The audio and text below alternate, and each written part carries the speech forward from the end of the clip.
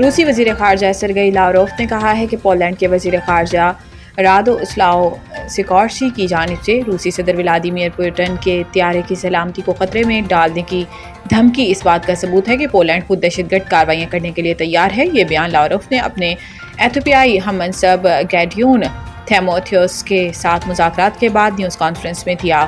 Lavrov نے کہا ہے کہ میں نے سنا ہے کہ مسٹر سیکورسکی نے کہا ہے کہ اگر صدر پوٹن بوداپسٹ میں ممکنہ روس امریکہ سربراہی اجلاس میں شرکت کے لیے پولینڈ کی فضائی حدود سے گزریں گے تو ان کے طیارے کی سیکیورٹی کی ضمانت نہیں دی جا سکتی۔ یہ براہ راست دہشت گردی کی دھمکی ہے جس سے ظاہر ہوتا ہے کہ پولینڈ ایسے اقدامات کرنے کے لیے تیار ہے۔ سرگئی لاوروف نے امریکہ میڈیا کی رپورٹس پر حیرت ظاہر کی ہے جن میں کہا گیا ہے کہ پوٹن ٹرمپ سربراہی اجلاس مؤخر کیا جا سکتا ہے۔ ان کا کہنا تھا کہ امریکی میڈیا نے رپورٹ دی کہ میری کل امریکی وزیر خارجہ مارکو روبیو سے بات چیت کے بعد بعض حکام نے کہا کہ روسی موقف میں کوئی پیش رفت نہیں ہوئی۔ یہ مغربی میڈیا کی غلط روایت کا حصہ ہے۔ انہوں نے کہا کہ اصل توجہ مقام یا تاریخ پر نہیں بلکہ ان بنیادی معاملات پر ہونی چاہیے جن پر انکارج میں صدر پوٹن اور ٹرمپ کے درمیان اتفاق ہوا۔